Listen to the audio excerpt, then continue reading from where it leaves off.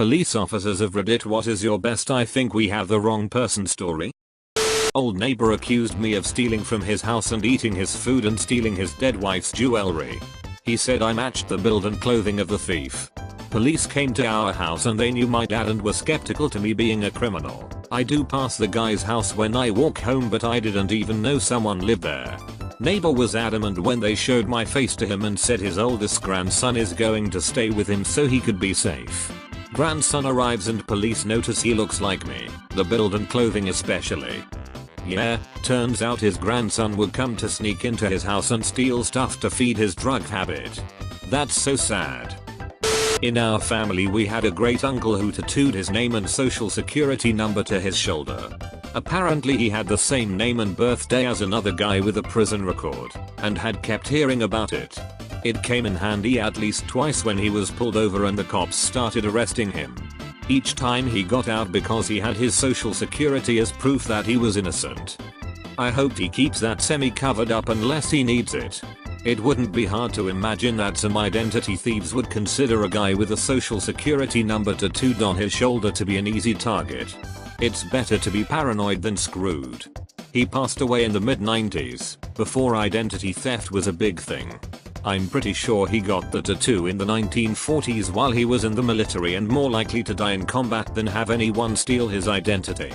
I also never saw his shoulder, as he dressed pretty formally, button-down shirts, suspenders on his pants, always with a fedora. Two of my colleagues, murder squad detectives, attended custody to meet a defendant answering bail. When they arrived at the custody desk there were a couple of people hanging around, waiting for their solicitors. They told the custody sergeant they were there for insert name, and he pointed one of the guys out. They went up and introduced themselves and said they would be questioning him at another station. So all three got in the car and headed off.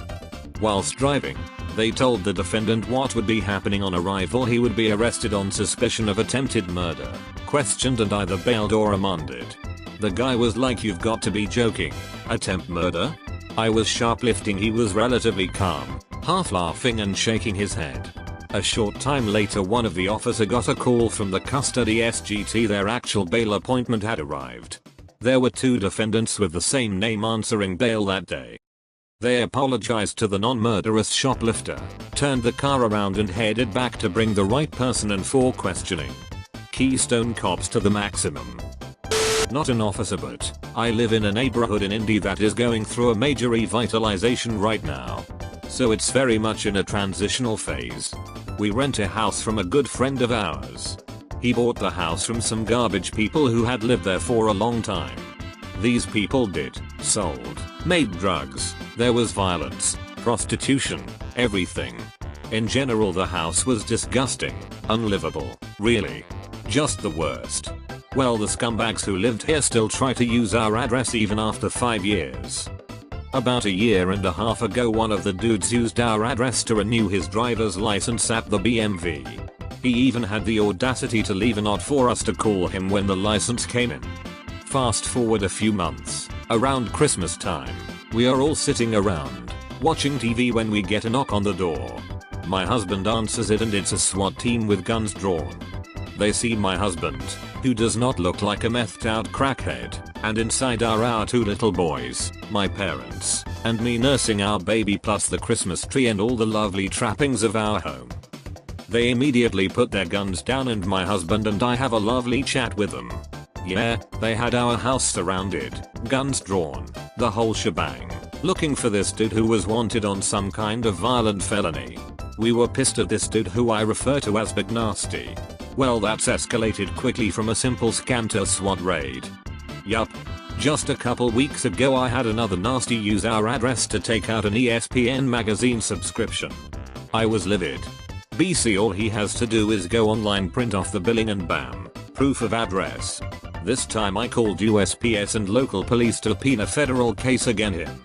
Plus my landlord is pretty sure he's using our address to commit benefits fraud as he technically lives with his daughter, but they don't want him counted as an adult who should be drawing an income. I was a curious little kid.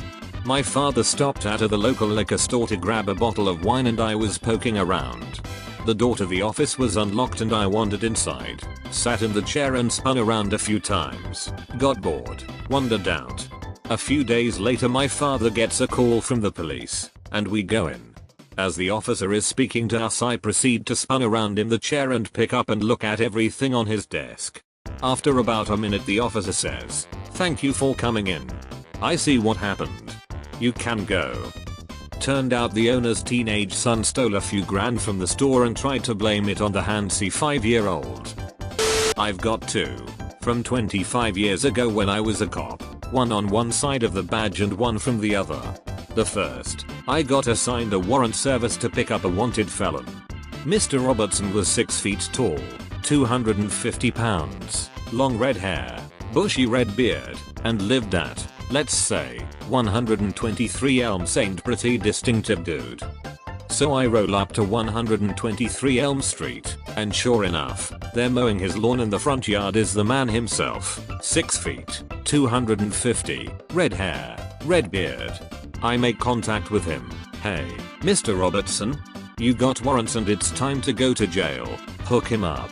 Take him to jail, and in central booking I get his property off him, and while filling out the inventory happen to notice this guy is Mr. Robinson, not Robertson. Sure enough, the wanted guy was my guy's landlord, and his twin brother from another mother doppelganger. When I'd said Robertson, Robinson didn't even twig to the fact I hadn't said his name, he just heard the similar sounding name as his own. We had to walk the whole thing back and reactivate the warrant, then kicked him loose with a handshake and an apology. The one from the other side, I had just gotten off duty at 2 AM and was driving home still in uniform. There wasn't any other traffic on the road, so I wasn't really surprised when a police car turned in behind me and started following me. I figured he was trolling for drunks and I was the only thing moving on the road, so he was just going to follow me a little to observe my driving, and he'd realize pretty quick I was sober and peel off.